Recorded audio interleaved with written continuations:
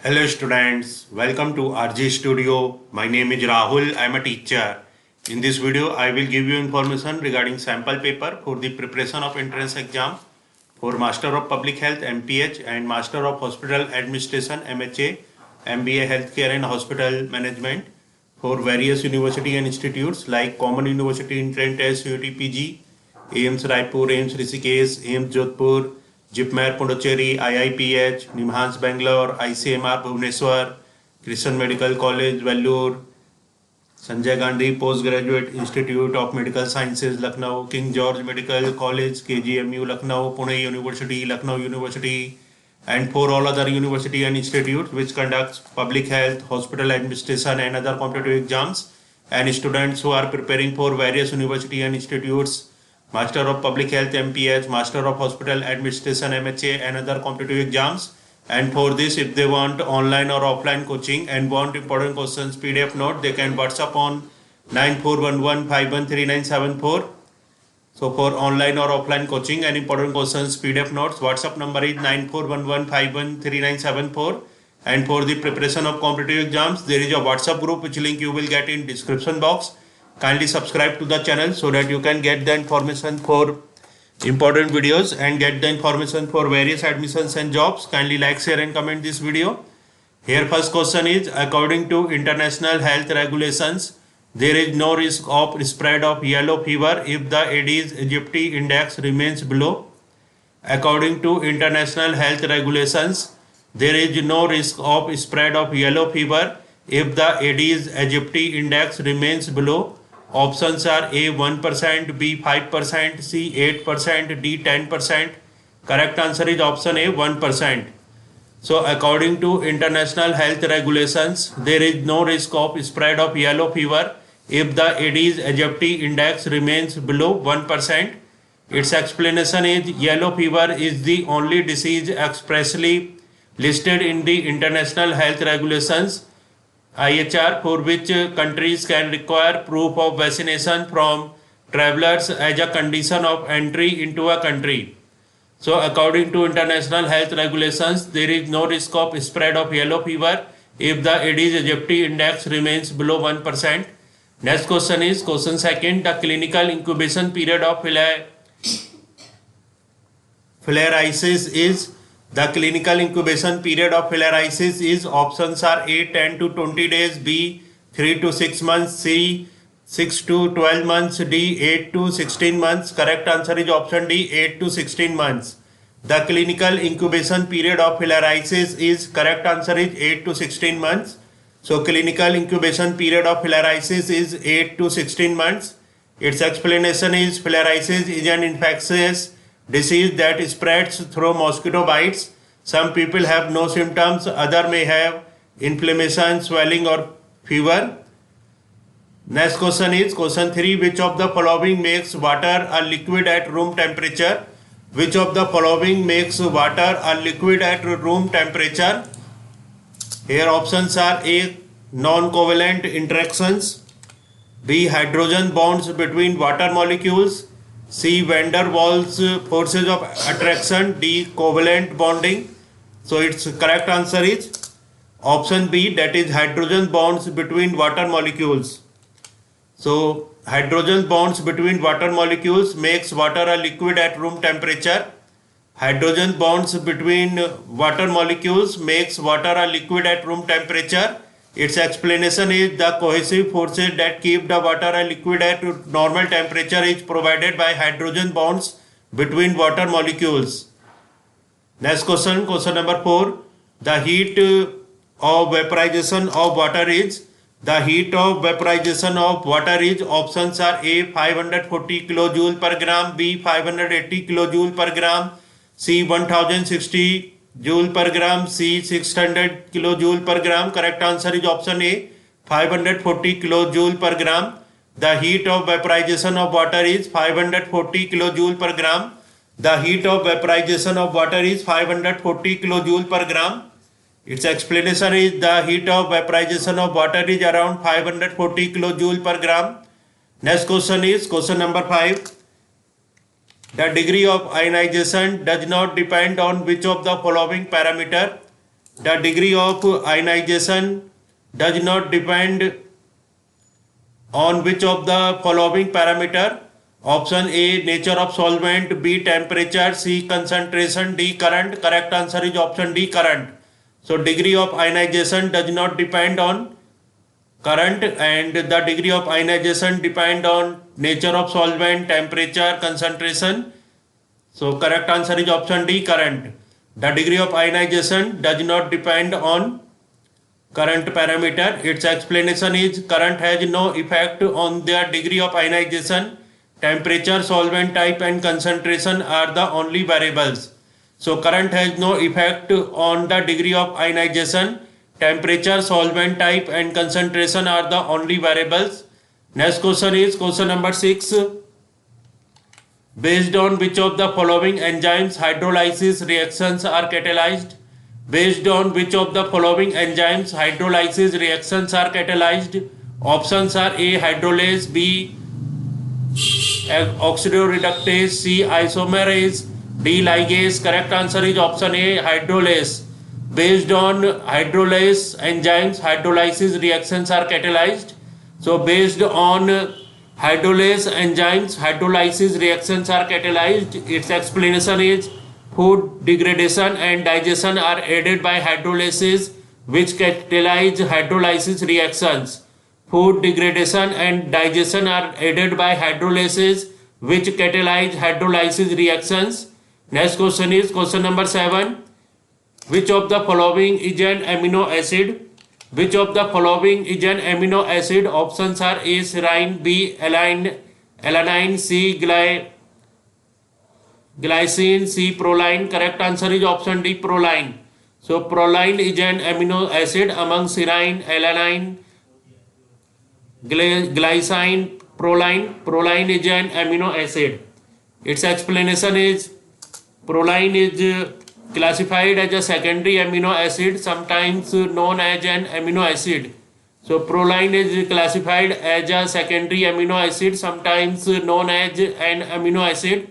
Next question is question number 8. Which of the following is a 39 residue hormone of the anterior pituitary gland? Which of the following is a 39 residue hormone of the anterior pituitary gland? Options are A, glucagon, B, bradykinin, C, corticotropin, D, insulin. Correct answer is option C, corticotropin.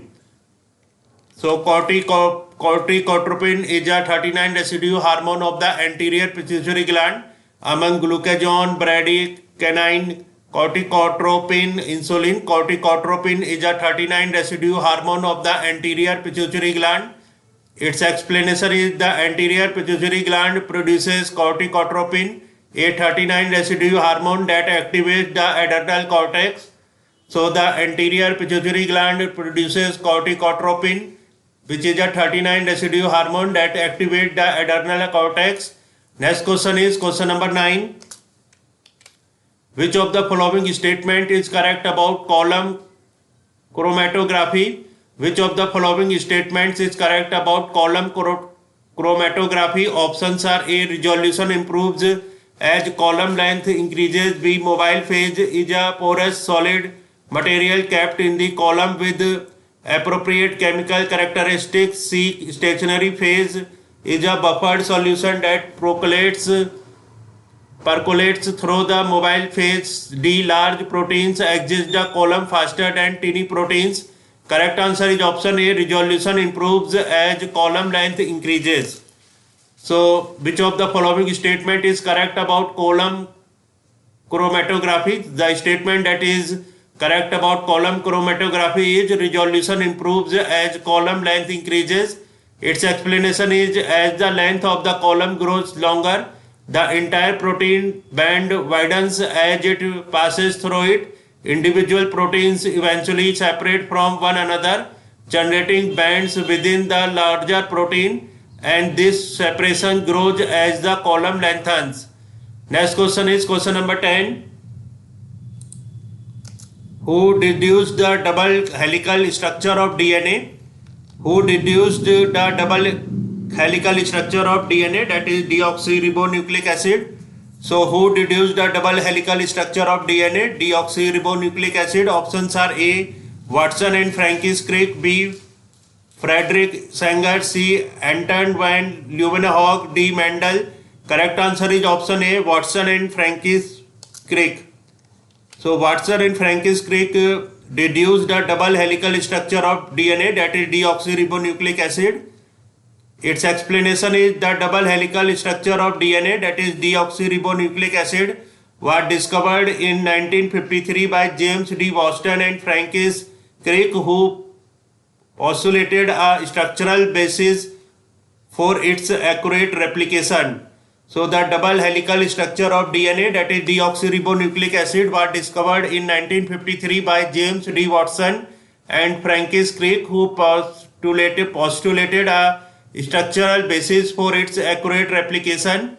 Next question is question number 11. The simplest and most effective technique of barrier nursing. The simplest and most effective technique of barrier nursing. Options are A. Use of PPE, B. Disinfection, C. Hand washing, D. Sterilization. Correct answer is option C. Hand washing. The simplest and most effective technique of barrier nursing. So the simplest and most effective technique of barrier nursing is hand washing. Its explanation is the nursing technique by which a patient with an infectious disease is prevented from infecting other people is called barrier nursing. Hand hygiene is the simplest, most effective measure for infection control. So the simplest and most effective technique of barrier nursing is hand washing.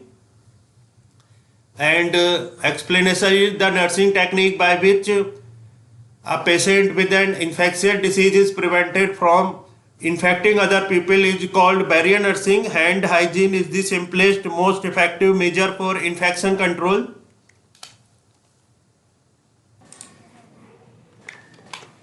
Now question number 12 is the earliest recorded pandemic, the Black Death, was speculated to be.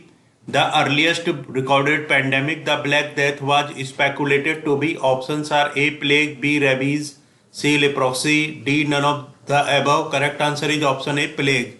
The earliest recorded pandemic, the Black Death, was speculated to be plague. So the earliest recorded pandemic, the Black Death, was speculated to be plague. Its explanation is plague is a serious bacterial infection that's transmitted primarily by flies. The organism that causes plague, Yersinia pestis, lives in small rodents found most commonly in rural and semi-rural areas of Africa, Asia and the United States. The organism is transmitted to humans who are bitten by flies that have fed on infected rodents by human handling infected. So the earliest recorded pandemic, the Black Death, was speculated to be plague. Next question is question 13. The biomedical waste management and handling rules came into force in India on. Biomedical waste management and handling rules came into force in India on. Options are A. 28 July 1998, B. 28 June 1998, C. 28 July 1999, C. 28 June 1999. Correct answer is option A. 28 July 1998. Biomedical waste management and handling rules came into force in India on 28 July 1998. So biomedical waste management and handling rules came into force in India on 28 July 1998. Its explanation is as per the act passed by the Ministry of Environment and Forests in 1986 and notified the biomedical waste management and handling rules in July 1998. It is the duty of every occupier. In case of AIIMS, the director AIIMS that is a person who has the control over the institution or its premises to take all steps to ensure that waste generated is handled without any adverse effect to human health and environment. So biomedical waste management and handling rules came into force in India on 28 July 1998. Next question, question number 14. Sudden attack of shivering accompanied by rapid rise of body temperature is known as. Sudden attack of shivering accompanied by rapid rise of body temperature is known as. Options are A. Crisis, B. Rigor, C. Lysis, D. Heat exhaustion, Correct answer is option B, rigor. Sudden attack of shivering accompanied by rapid rise of body temperature is known as rigor. So sudden attack of shivering accompanied by rapid rise of body temperature is known as rigor. Its explanation is a rigor is an episode of shivering and feeling very cold whilst your body temperature rises above normal, followed by an episode of feeling very warm whilst your body temperature falls again. So sudden attack of shivering accompanied by rapid rise of body temperature is known as rigor, and its explanation is a rigor is an episode of shivering and feeling very cold whilst your body temperature rises above normal, followed by an episode of feeling very warm whilst your body temperature falls again. Question number 15 is normal serum sodium level is options are A 135 to 145 milliequivalent per liter, option B 130 to 140 milliequivalent per liter, option C 125 to 135 milliequivalent per liter, option D 130 to 150 milliequivalent per liter. Correct answer is option A 135 to 145 milliequivalent per liter. Normal serum sodium level is, correct answer is 135 to 145 milliequivalent per liter. Normal serum sodium level is 135 to 145 milliequivalent per liter. Its explanation is a normal level of sodium in your body is between 135 and 145 milliequivalent per liter, which measures how much sodium is available to interact with other molecules in your body, in your blood. So normal serum sodium level is 135 to 145 milliequivalent per liter, and its explanation is a normal level of sodium in our body is between 135 and 145 milliequivalent per liter, which measures how much sodium is available to interact with other molecules in your blood. Next question is question 16. The bacterium Yersinia pestis causes. Options are A bubonic plague, B rubella, C roseola, D measles. Correct answer is option A bubonic plague. The bacterium Yersinia pestis causes bubonic plague. So the bacterium Yersinia pestis causes bubonic plague. Its explanation is plague is a disease that affects humans and other mammals. It is caused by the bacterium Yersinia pestis. Humans usually get plague after being bitten by a rodent fly that is carrying the plague bacterium or by handling an animal infected with plague. So the bacterium Yersinia pestis causes bubonic plague, and its explanation is plague is a disease that affects humans and other mammals. It is caused by the bacterium Yersinia pestis. Humans usually get plague after being bitten by a rodent fly that is carrying the plague bacterium or by handling an animal infected with plague. Next question is question 17. Which of the following cannot be transmitted via infectious droplets? Which of the following cannot be transmitted via infectious droplets? Options are A rubella, B common cold, C influenza, D none of the above. Correct answer is option D none of the above. So which of the following cannot be transmitted by infection droplets? So its correct answer is none of the above. So its explanation is rubella, common cold, influenza all can be transmitted via infectious droplets. So rubella, common cold, influenza these all can be transmitted via infectious droplets. Question number 18 is Lyme disease is transmitted to humans through. Lyme disease is transmitted to humans through. Options are A touching an infected person, B kissing an infected person, C having sex with an infected person, D none of the above. Correct answer is option D none of the above. So Lyme disease is transmitted to human through. So among the options, touching an infected person, kissing an infected person, having sex with an infected person. So all the options are not correct. So none of the above is correct. Its explanation is Lyme disease is caused by the bacterium Borrelia burgdorferi and rarely Borrelia mayoni. It is transmitted to humans through the bite of infected black-legged ticks. Typical symptoms include fever, headache, fatigue, and a characteristic skin rash called erythema migrans. Next question is question number 19. The 1918 flu pandemic, also called the Spanish flu, was caused by the 1918 flu pandemic, also called the Spanish flu, was caused by options are A. H1N1 influenza A virus, B. SARS coronavirus 2, second influenza C, third influenza C virus, D. Simian virus 5. Correct answer is option A. H1N1 influenza A virus. The 1918 flu pandemic, also called the Spanish flu, was caused by H1N1 influenza A virus. So the 1918 flu pandemic, also called the Spanish flu, was caused by H1N1 influenza A virus.